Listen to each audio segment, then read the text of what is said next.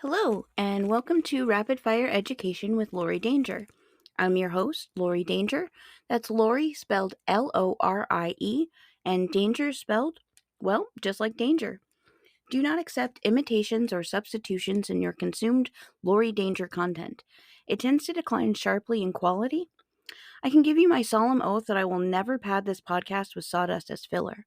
And furthermore, I cite all my sources in the show notes, so you can look there for my research receipts or if you would like to learn more about today's topics.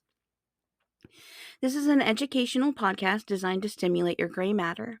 Think of this as a workout of sorts for your brain. I tend to lean heavily into historical based facts, but I do like to think I am pretty eclectic in the subject matter I choose to present here for your amusement, entertainment, and continuing education. In my subsequent episodes,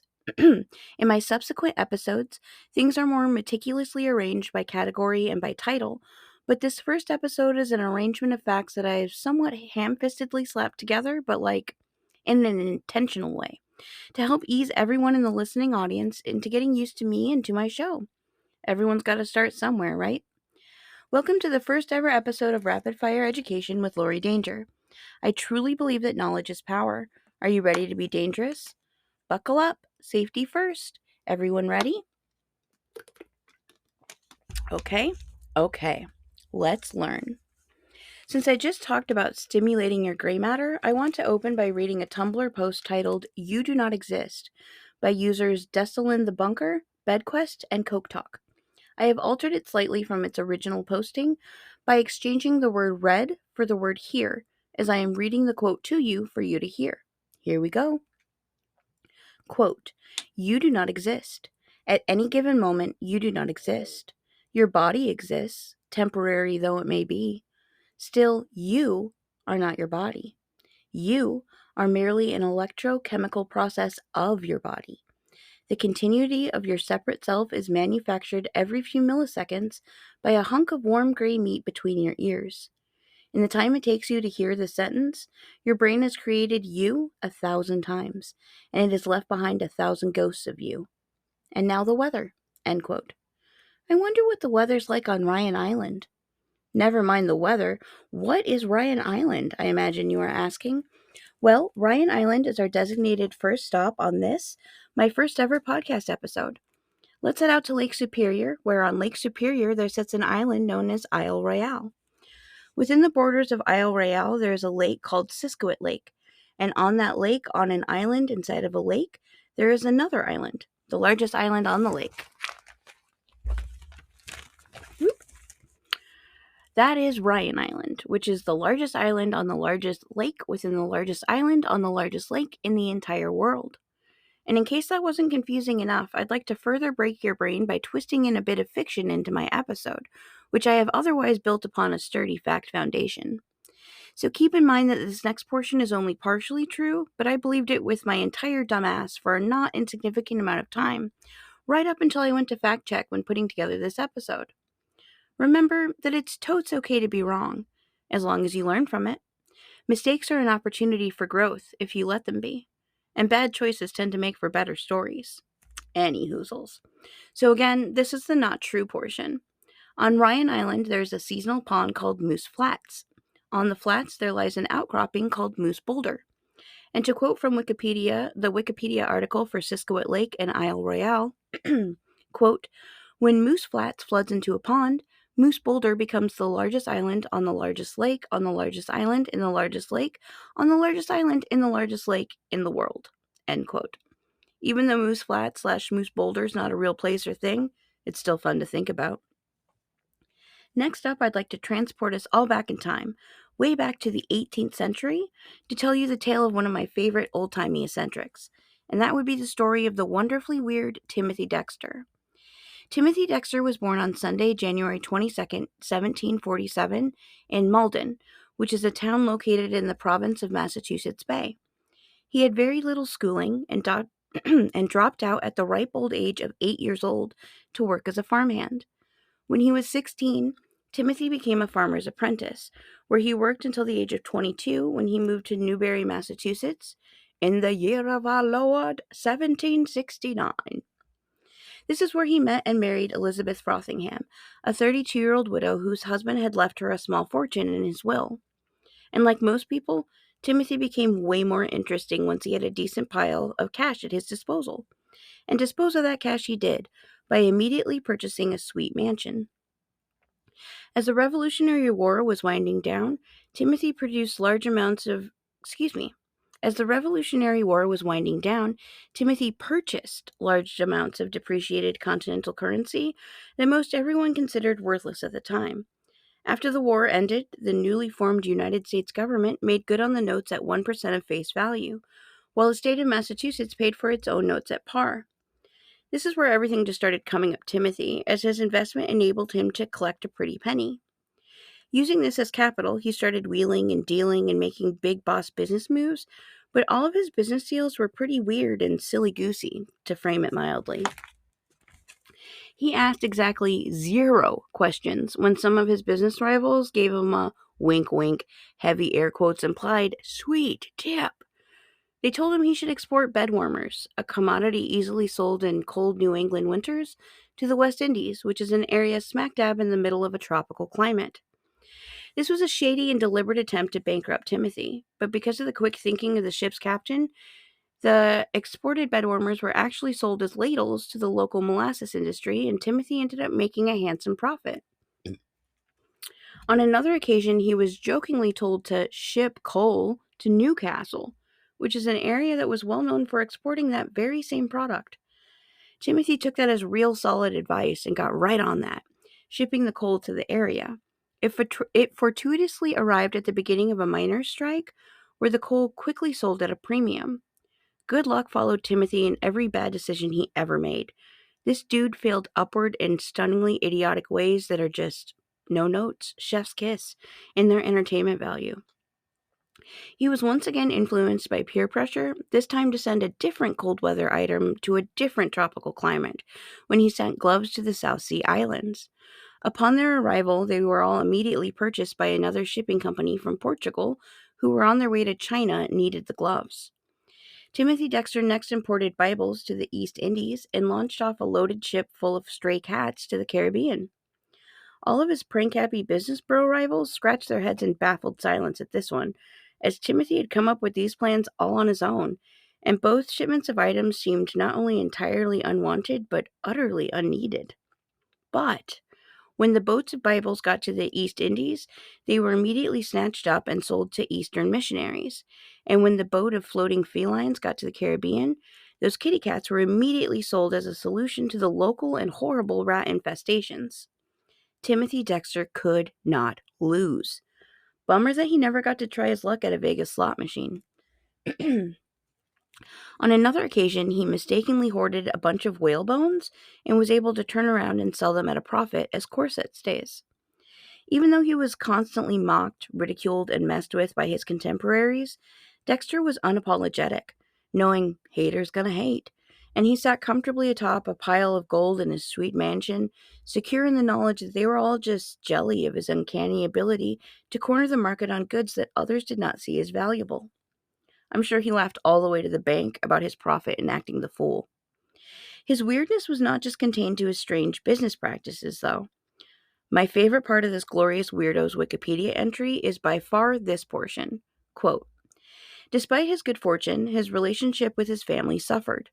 He frequently told visitors that his wife, who was very much alive, had died, and that the woman frequenting the building was simply her ghost. End quote. Before his death on October 23rd, 1806, which according to Google was a Thursday, Timothy Dexter wrote a book. This book could be more accurately described as a manifesto, but this was the early 19th century, and the concept of manifestos had not yet been invented. Just to be on the safe side, that right there, that was sarcasm, folks, because jokes are always funniest when you feel the need to explain them. Dexter's book was titled A Pickled for the Knowing Ones. This manifesto/manuscript contained 8,847 words and 33,864 characters.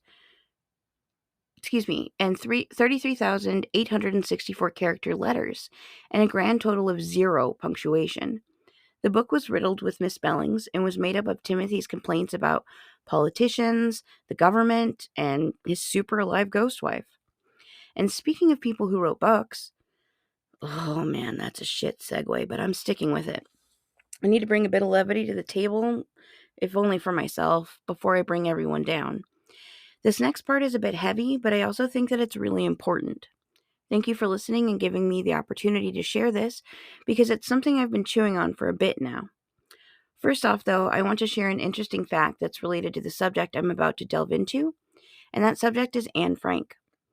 Did you know that Audrey Hepburn declined the offer from none other than Otto Frank to play his daughter Anne in the 1959 film adaptation of The Diary of Anne Frank? Audrey Hepburn declined because she did not want to relive her own wartime experience in German occupied Holland. Now the part that's been living in my head rent-free for a while now. Anne Frank is most remembered for her quote about believing people are good at heart. The full quote reads, quote, "In spite of everything, I still believe that people are really good at heart. I simply cannot build my hopes on a foundation consisting of confusion, misery, and death." End quote. And while that's a beautiful sentiment, it was pointed out on a recent episode of Behind the Bastards by Robert Evans that her diary was written while she was in hiding, and that she may not have felt the same way after her time spent in the concentration camps. And I agree with that wholeheartedly. These are the known facts. In July 1942, Anne and the Frank family went into hiding in concealed rooms behind a bookcase in the building where Anne's father, Otto Frank, worked. The Frank family was discovered and arrested on Friday, August 4th, 1944. Following their arrests, the Franks were transported to concentration camps. Anne and her sister Margot were transferred from Auschwitz-Birkenau to Bergen-Belsen on Wednesday, November 1st, 1944. The Red Cross lists Anne Frank's official date of death as Saturday, March 31st, 1945, most likely from typhus. I've read several first-hand witness accounts from concentration camp survivors, and there's an incredible amount of dichotomy in the nuance of the human experience, meaning that I've read accounts where survivors lost all faith in God as a result of what they were forced to endure, and I've also read accounts where survivors had experienced a deeper religious faith in those very same or in very similar conditions. While I cannot speak for Anne Frank, nor do I think it's fair for anyone else to, I do wish that a different Anne Frank quote was more frequently associated with her and also requoted. That quote is, quote, "What is done cannot be undone, but one can prevent it from happening again." End quote. Anne Frank wrote that on Sunday, May 7th, 1944. I would like to now offer up a fact about the First World War as a palate cleanser of sorts. Did you know that the famous German Shepherd canine actor Rin Tin Tin was rescued from a World War I battlefield in France by American Army Air Service officer Lee Duncan, who nicknamed the pup Rinty? On Sunday, September 15th, 1918, after the success of the Battle of St. Mihiel, Corporal Lee Duncan, who was an aerial gunner, was sent to the small village of Fleury to find a suitable airfield for the 135th Aero Squadron. This area had been recently bombed, and while exploring, Duncan stumbled across a severely damaged dog kennel where he found a mama German Shepherd that was starving to death, with 5 baby puppies that were so young that their eyes had yet to open. Duncan rescued all of the doggos and brought them back with him to his unit. When the puppies were old enough to wean, the mother was adopted by another officer, and other soldiers additionally adopted 3 of the pups from the litter. Duncan kept 2 of the puppies for himself, a boy and a girl, that he named Rin Tin Tin and Ninette, in honor of a pair of dolls who were popular luck talismans in France at that time.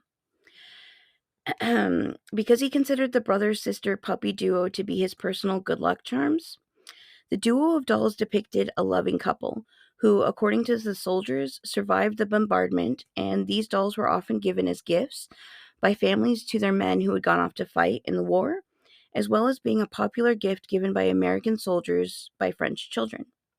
Sadly, after the end of the war in 1919, When Duncan and his lucky pups loaded up on a ship to head back to the States, when they arrived in Long Island, New York, that is when and where Nanette's luck ran out. When in the temporary custody of a police dog breeder, Nanette developed pneumonia and soon passed away. As a gesture of good faith, I guess, the police breeder gave Duncan another female German Shepherd, which he promptly named Nanette II, or Nanette II. There were some further setbacks and stumbling blocks on the road to fame for Lee Duncan and Rin Tin Tin, but after winning some German Shepherd dog shows in Los Angeles, California, that led to Rin Tin Tin becoming memorialized on film and then to becoming the well-known household name that he still is to this day. And again, I have to share my absolute favorite detail that I've learned in my research into the story of Corporal Lee Duncan and Rin Tin Tin, which is the spilled tea revealed in the James W. English authored biography titled The Rin Tin Tin Story, that Duncan's wife filed for and was granted a divorce on the grounds that he loved the dog more than he loved her. And while that shade can be twisted and potentially interpreted in many ways, I do have to comment in Lee Duncan's defense that, who knows, maybe she just sucked.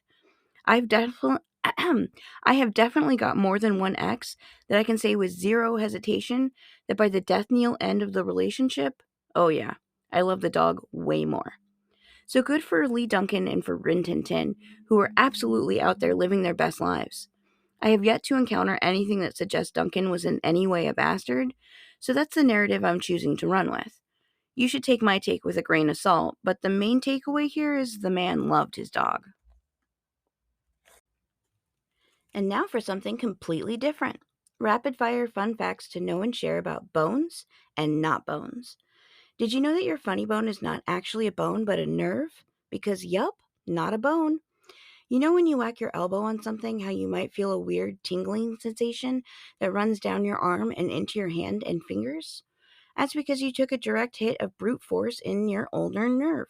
Ouch! Am I right? The ulnar nerve runs all the way from your neck to your pinky finger, and this nerve gives your pinky and ring fingers sensation and also aids in controlling your grip. The ulnar nerve is protected by muscle or by fat for most of its length, but the portion that's located right behind the bony bump of your elbow is uniquely exposed, leaving it vulnerable to bumps. At the bump of your elbow, the nerve is only protected by the tunnel of tissue called the cubital tunnel, and this is the longest section of exposed nerve in the entirety of the human body. So why do we refer to it as a funny bone, even though it is in fact not a bone? Oh, open up, baby birds. I got that knowledge and I want to feed ya. There are two leading theories as to why. The first is that the nerve pain is activated when the nerve rubs against the humerus bone. Specifically, the sensation is caused by pinching the ulnar nerve between the surface and the distal end of the humerus. The word humerus, referring to the bone, is spelled Humerus and is a homophone of the word humorous, meaning funny, and spelled Humorous. So the first theory is that the term funny bone is a play on words. The second theory is simply that when you hit it, the related nerve pain feels kind of funny in a weird way, so people just took and ran with that and started commonly using that as the name. Moving on, both metaphorically and anatomically wise, but not quite kinetically. There are a grand total of 206 bones in the average adult human skeleton, but it is absolutely possible for some adults to have more. And no, this is not a sexual innuendo or a pregnancy joke.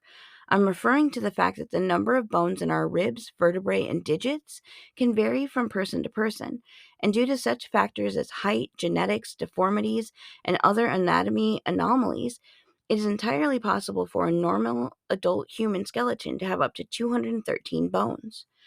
The skeletal system is broadly split into two different sections, known as the axial skeleton and the appendicular skeleton. The axial skeleton is generally composed of 80 bones that support our upper body.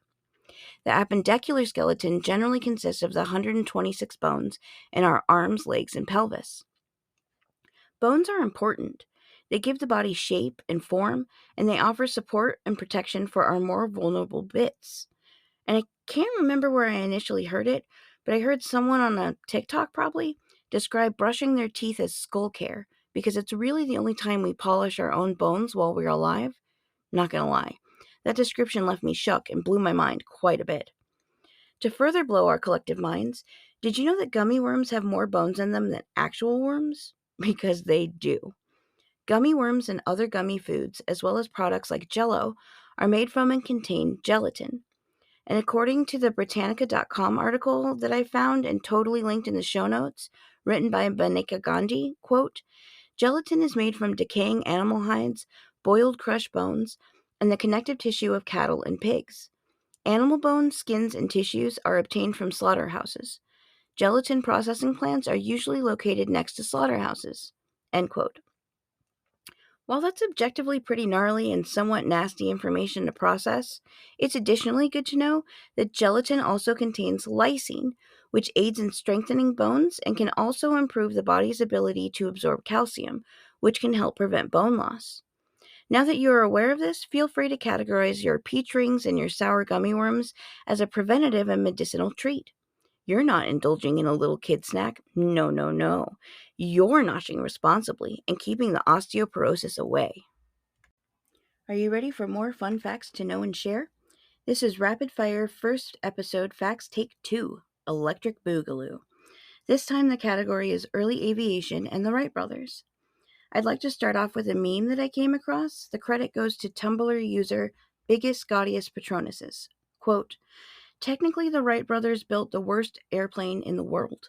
If you do it first, you do it worst, and history will thank you for it. End quote. I love everything about that sentiment. As someone who can get hung up on perfectionism to the point of paralysis, I find both comfort and inspiration in that statement. Without further ado, here are some facts that I hunted and gathered and lovingly prepared for you. I baked a nutritious thought loaf composed of facts about the Wright brothers and the Wright family, seasoned with a dash of factual information regarding early aviation, with a little shimmy Roosevelt relation twist at the end. Skoden. Did you know that Orville and Wilbur Wright were the only members of their immediate family who did not receive a high school diploma, attend college, or marry after successfully surviving to adulthood? Technically, Wilbur did complete all 4 years of high school, but he never actually received a diploma. And Orville, well, he never made it to his senior year. Orville dropped out to join older brother Wilbur in the founding of a printing company and then later on a bicycle shop. Also good to know, were you aware the Wright brothers had other siblings besides just each other? There were a grand total of 7 children born to Milton Wright and his wife, Susan Catherine Kohner Wright, mostly boys. There was Ruchlin, who was the oldest. He was born in 1861, and he was followed by Lorin, spelled Lorin, born in 1862.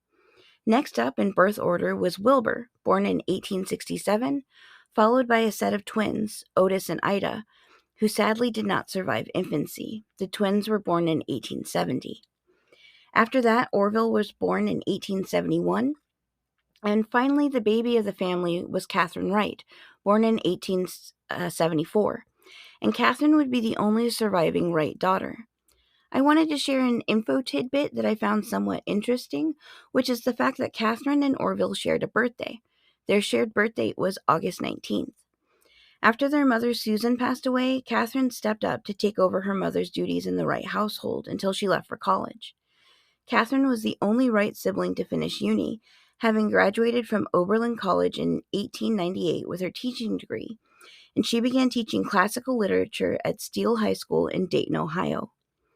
Catherine was an instrumental influence on her brothers, from providing a motherly type of love, nurture, and care for her brothers and the rest of the family after her mother's death, when Catherine was only 15 years old, to later Catherine taking a leave of absence from her teaching position to care for Orville and to help nurse him back to health when he was badly injured in an airplane accident, a job which she never ended up returning to after the extended time caring for her injured brother. She was also heavily involved in her brother's airplane business and was made an officer of the Wright Company after Wilbur's death in 1912. There's also some interesting debate and infighting between scholars who have spent extensive time researching Orville and Wilbur Wright, with a small group holding die-hard to the belief that one or both brothers might have been homosexuals, which is why they believe the brothers never married. There's a different, larger group of Wright scholars whose arguments hold way more merit, at least in my mind, which is the belief that both brothers may have been on the autism spectrum. I adore esoteric academic infighting. Get you a snack and settle in, because there will be some passionate debates that have the potential to turn into basically blood feuds, and they are awesome to watch as a spectator from the sidelines. I am absolutely always here for that type of discourse, and yes, I always keep snacks on hand in my bag. Bet. In a story I stumbled across that gives heavy credence to the autism label being correctly applied in the case of the Wright brothers, Orville had continued to live with baby sister Catherine well into their adulthoods, as she was considered somewhat of a spinster. When Catherine did finally get married, Orville basically had a major meltdown over it and refused to attend her wedding. They didn't end up fully reconciling until Catherine was on her deathbed, dying from pneumonia. Which, yeah, death sounds like Orville had at least a touch of the tism. Did you know that thanks to a coin toss, Orville was the first brother airborne? To tell you more, I want to quote from a History.com article written by Christopher Klein. Quote, "The brothers tossed a coin to see who would first test the Wright Flyer on the sands of Kill Devil Hills, North Carolina. Older brother Wilbur won the toss, but his first attempt on Monday, December 14th, 1903, was unsuccessful and caused minor damage to the aircraft. 3 days later, Orville, in a coat and tie, lay flat on his stomach on the plane's lower wing and took the controls. At 10:35 a.m., the Wright Flyer moved down the guiding rail with Wilbur running alongside to balance the delicate machine. For 12 seconds, the aircraft left the ground before touching down 120 feet away in the soft sands. The brothers exchanged turns at the controls 3 more times that day, and each flight covered an increasing distance, with Wilbur's final flight lasting nearly a minute and covering a distance of 852 feet." End quote. Did you know the Wright brothers only flew together one time? Because, yup. The reason they only flew together the once was because they had promised their father, Milton, that they wouldn't fly together. Milton feared losing both sons in a single airplane accident, which, granted, is a very reasonable fear, especially given the incredible amounts of danger involved in early aviation. I do feel like it's important to note the Wright brothers were fully grown adult men when they made this pinky promise with their papa, which is like really not all that different than me saying, "Oh, I'm sorry, I can't actually attend your baby shower this weekend. My mom said no," regardless of the fact that I turned 40 years of age on my last birthday. It's pretty cool to know there's historical precedence in my "can't go, my parents said no, but said as a legal adult" decline. That one singular flight that the brothers took together happened on Wednesday, May 25th, 1910, near Dayton, Ohio. After landing, Orville then took his 82-year-old father on what would be his father's first and only flight. As Orville gained elevation, Milton cried out excitedly, and this is a direct quote, "Higher, Orville, higher," end quote. Oh, how freaking cute is that? What a proud papa. Did you know that Neil Armstrong carried a piece of the Wright Flyer with him to the moon? Because he sure did. I want to again quote from that same History.com article that I previously mentioned. Quote, "When another aeronautical pioneer from Ohio, Neil Armstrong, became the first man to step foot on the moon in 1969, inside his spacesuit pocket was a piece of wood from the airplane's left propeller." End quote. And to further connect these two events, I would like to give you a glimpse into my second episode, which is titled "Time is an Illusion, an Invention, and a Flat Circle." It's composed of mind-blowing facts designed to gleefully curb stomp your perception of the passage of time. For my sneak peek into episode 2, I would like to inform you that the amount of time between the Wright brothers when they took their first flight in 1903 to when the first lunar landing and the moonwalk occurred in 1969 was only 66 years. 66. Whoa, freaking Nelly, right? Did you know that in 1903, before the Wright brothers took their first historic flight, that the New York Times basically threw a massive amount of shade on the entire concept of aeronautics? On Friday, October 9th in 1903, the New York Times published an editorial headlined, "Flying Machines Which Do Not Fly," in direct response to Samuel Pierpont Langley and Charles Mangley's somewhat spectacular failed attempts at flight. In a quote from that article, this prediction was made: It might be assumed that the flying machine which will really fly might be evolved by the combined and continuous efforts of mathematicians and mechanics in from 1 to 10 million years. End quote. The Wright brothers were unfazed and basically said, "Oh yeah? Cool, cool, cool. Hold my beer and watch this." And on Thursday, December 17th, 1903, about 9 weeks after that Times editorial was published, Orville and Wilbur had their first successful flight in Kitty Hawk, North Carolina. Did you know who the first American president to fly in an airplane was? That would be none other than the rugged Mr. Theodore Roosevelt. On Thursday, October 11th, 1910, Teddy flew in a Wright Company Model B airplane. The pilot was aviator Art Hoxsey, who was a member of the Wright exhibition team. Roosevelt reportedly told Hoxley after landing that, quote, "That was the bulliest experience I ever had. I envy your professional conquest of space," end quote. Whoa, damn. That's some high praise from a notorious badass. Did you know who the first American president to travel on official business via airplane was? Well, that would be a different President Roosevelt, Franklin Delano Roosevelt, aka FDR. On Thursday, January 14th, 1943, he crossed the Atlantic in a Boeing 314 flying boat dubbed the Dixie Clipper to a World War II strategy meeting with Winston Churchill at Casablanca in North Africa. Speaking of the Roosevelts, I've got some segue facts that are unrelated to aviation, but they are Roosevelt relation related. Do you know how Teddy Roosevelt and FDR were related? They were actually fifth cousins, as well as Eleanor, FDR's wife, being Teddy's niece, so they were also related through marriage. In fact, when Franklin and Eleanor got married, Teddy Roosevelt gave the bride away by walking her down the aisle. FDR was also related to an additional 10 presidents. By blood or by marriage, FDR had likewise lineage to John Adams, James Madison, John Quincy Adams, Martin Van Buren, William Henry Harrison, Zachary Taylor, Andrew Johnson, Ulysses S. Grant, Benjamin Harrison, William Howard Taft, and, as previously mentioned, Theodore Roosevelt. For the final act of my first ever episode, I want to take you on a lemon-flavored rabbit hole, followed by a fact about vegetables, with a few other tangential tidbits thrown in for good measure, before finally bidding y'all adieu until next time. Here we go. First up, lemons. You know that saying about when life gives you lemons? When I was a little kiddo, I had yet to develop an affinity for lemonade, so my little kid version of that saying was, when life gives you lemons, you should throw them at people. I was definitely the kind of kid that could be lovingly described as a handful. And then I grew up and realized, hey now, free stuff is cool. And then I grew up even more, and I learned about how lemons are not a naturally occurring citrus fruit.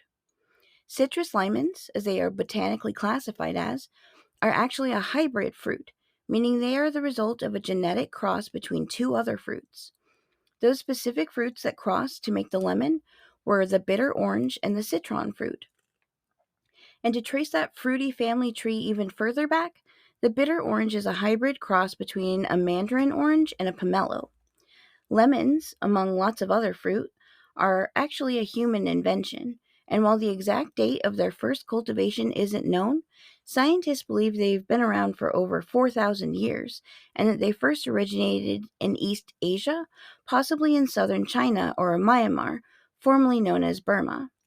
So what I'm telling you is the true story about how instead of life giving us lemons, we gave lemons life. And before I move on and to further confuse things, did you know that everyone's favorite yellow citrus fruit is technically considered a berry? Because yeah, it is.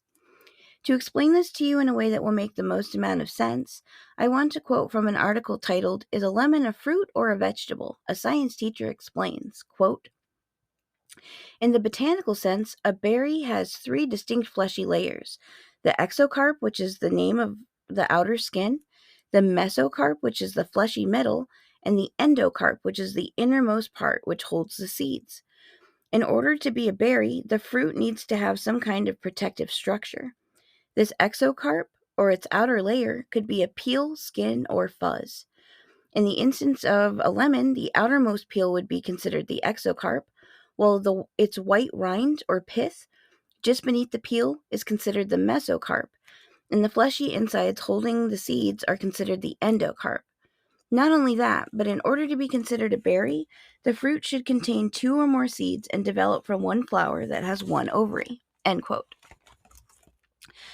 The lemon became really popular worldwide in the 1800s and onward, once it was eventually rediscovered to be an effective treatment for scurvy. Scurvy is a disease resulting from a lack of vitamin C, aka ascorbic acid, and scurvy is a disease that we most commonly associate with old-timey sailors and other seafarers. Nowadays, scurvy most commonly occurs in people with mental disorders, unusual eating habits, severe alcoholism, and older/elderly individuals who live alone, as well as being a common sign of malnutrition in the developing world. It takes at least 30 days of little to no vitamin C being consumed in the diet before scurvy symptoms begin occurring. Early symptoms of scurvy include weakness, fatigue, and soreness in your arms and legs. Without treatment, decreased red blood cell production, gum disease, and changes in hair and bleeding from the skin may occur. After 1 to 3 months, scurvy sufferers may develop shortness of breath and bone pain. Other advanced scurvy symptoms include skin changes with roughness, easy bruising, loosening of the teeth, poor wound healing, and emotional changes. In the late stages, jaundice, generalized edema, aka swelling, neuropathy, which is the medical term for the weakness, numbness, and pain associated with nerve damage, fever, convulsions, and eventual death are frequently seen. Another terrifying detail is that when your body is suffering from the severe effects of scurvy, there isn't enough collagen left in your body to continue creating scar tissue, so old scars may start opening up, meaning you can suddenly begin spontaneously bleeding from long ago healed wounds.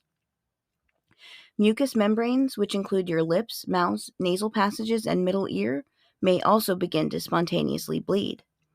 Symptoms of scurvy were recorded in ancient Egypt as early as 1550 BC. In ancient Greece, the physician Hippocrates described symptoms of scurvy. In particular, his descriptions tell of swelling and obstruction observed in the spleen. And in 405 AD, the Chinese monk Faxian wrote about how ginger was carried on Chinese ships to prevent scurvy. It's one of my many favorite historical tidbits that humans kept learning and then unlearning the cure for scurvy throughout history.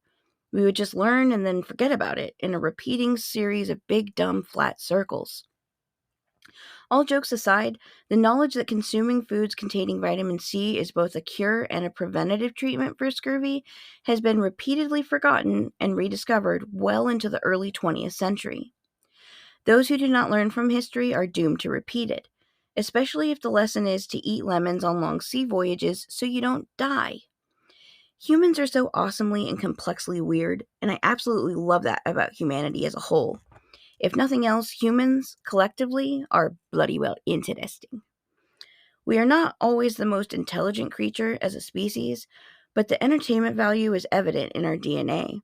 And don't even trip, my honey dips. Don't worry. I have more details about how the cure for scurvy kept being a looping, dude, where's my car moment?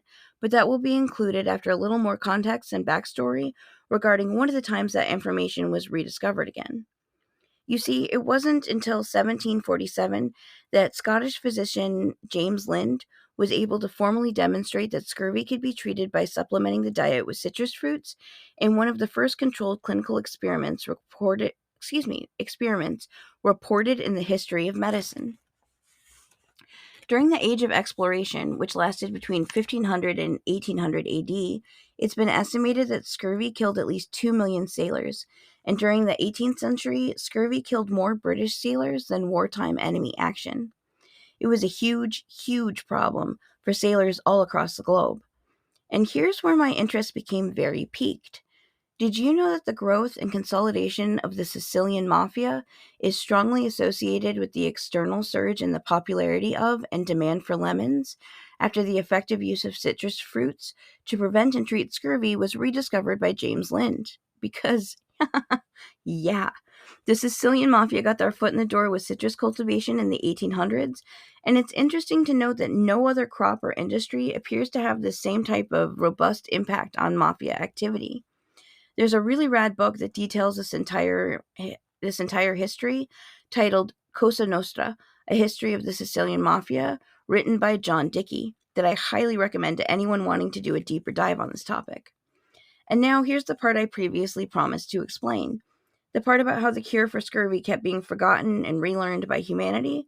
And to explain that most effectively, I want to quote from a Blue Sky article written by Andrew Holding that I've totes linked in the show notes, but strap in, this is going to be somewhat of a verbal wall of text.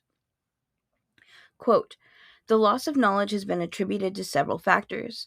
Firstly, James Lind showed in his work that there was no connection between the acidity of the citrus fruit and its effectiveness at curing scurvy.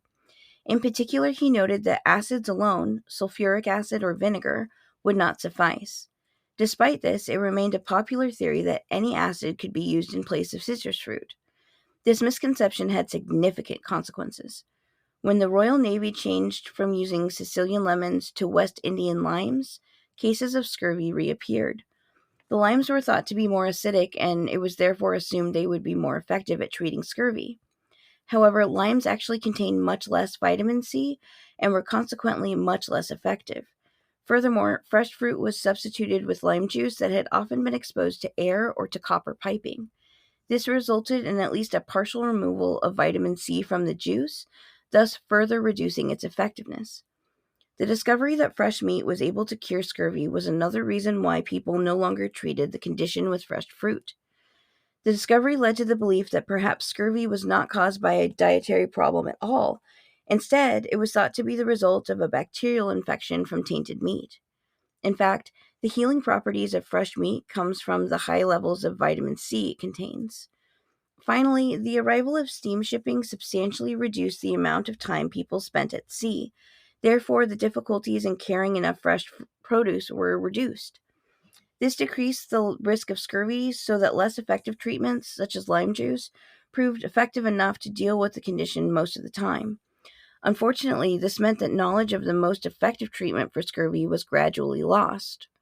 It was not until 1907 that Axel Holst, a professor of hygiene and bacteriology at the University of Oslo, and a pediatrician named Theodor Froelich, rediscovered the lost cure for scurvy. They became very interested in a disease called beriberi, which is now known to be caused by a thiamine, aka B1 deficiency. They used guinea pigs to test their hypothesis that beriberi was the result of a natural deficiency. The decision to use guinea pigs was crucial. Apart from humans and other primates, most animals are able to synthesize vitamin C themselves. Guinea pigs, by chance, cannot. And although they did not develop beriberi, they did develop the symptoms of scurvy. Had Holst and Froelich chosen almost any other animal, they would not have discovered that guinea pigs develop scurvy when fed a diet of just grain. Holst and Froelich went on to show that they could prevent scurvy by simply feeding the guinea pigs lemon juice, something that James Lind had shown a century and a half earlier. When their original publication on these results was not well received, since the idea of nutritional deficiencies was seen as something as a novelty at the time, the model they had developed with guinea pigs was vital to subsequent work on scurvy and vitamin C. The work of James Lind will no doubt forever be remembered in the history books as a great turning point in science, while the loss of knowledge continues to be overlooked. The cost of these mistakes to human lives may be firmly in the past, but the tale still holds relevance within the modern world. Time and time again during the history of scurvy, individuals put their own agendas and beliefs ahead of scientific results, the consequences of which should not be forgotten." End quote. To wrap up this lemon-themed rabbit hole with a neat little bow, have you ever heard of lemon ants and the devil's gardens that they create? Lemon ants live deep in the heart of the Amazon rainforest. The indigenous tribes of the Amazon have many eerie local legends involving evil spirits to explain the so-called devil's gardens that they've encountered in the rainforests. A devil's garden is a large area of land that consists almost entirely of only a single tree species, which is a huge anomaly in the normally remarkably dense and diverse population of plant life that is generally found on any given acre of rainforest land. That one single tree species is pretty difficult for me to announce, so apologies in advance, please bear with me, and here we go. The proper name is the Doroia hirsuta, spelled Duroia Hirsuta, which is a tree whose roots are known to contain a strong growth inhibitor. For a decently long amount of time, scientists believe that this inhibitor, known as plumaricin, was the chemical key that unlocked the explanation behind the biological mystery of the creation of these devil's gardens. But in 2005, Stanford University grad Megan E. Frederickson and her team published the findings of a 4-year study which determined that actually the tree itself was not responsible for eliminating enemy plant life encroaching on its territory.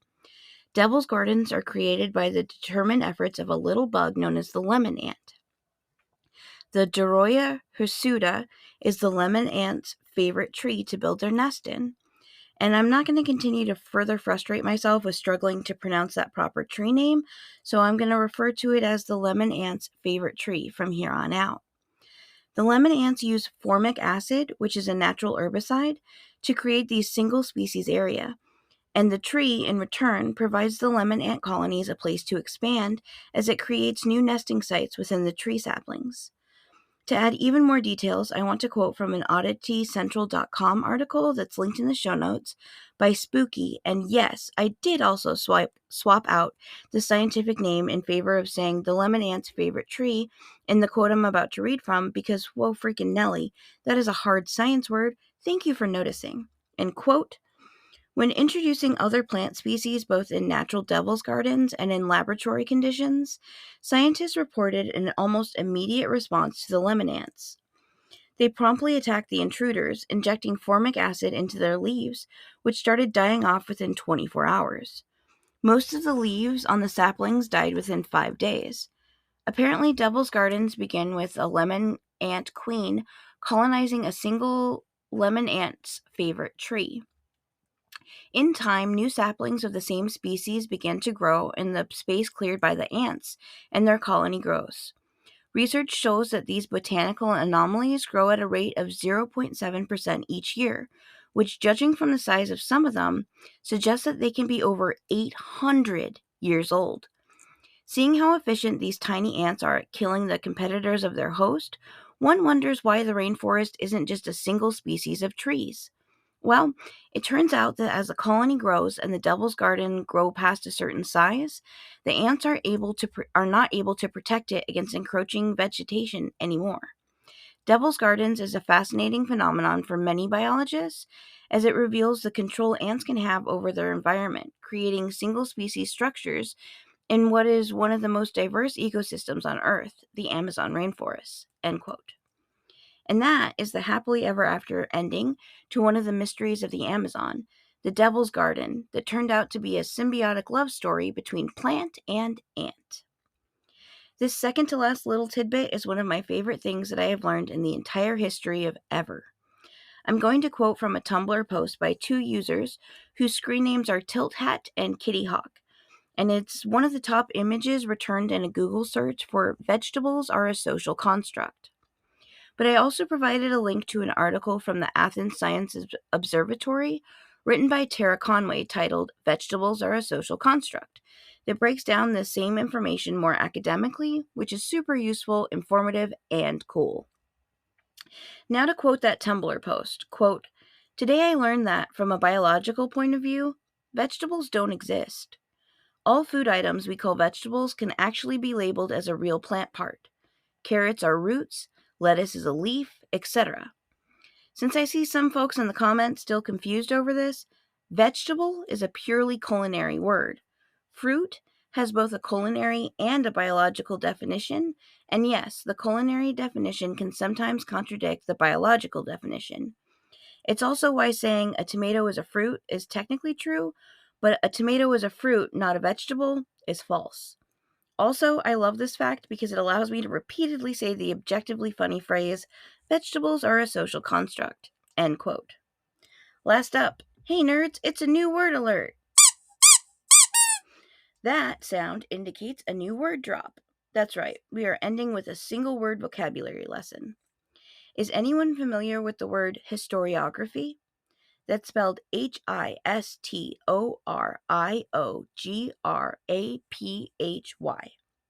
The mouthfeel of historiography is exquisite, and it's downright straight up pleasing to my brain.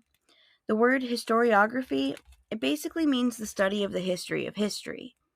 What's the difference between history and historiography, you might be asking? To tell you about that, I want to share 2 quotes from an article titled History and Historiography, What's the Difference?, authored by Sofia Garcia Buell.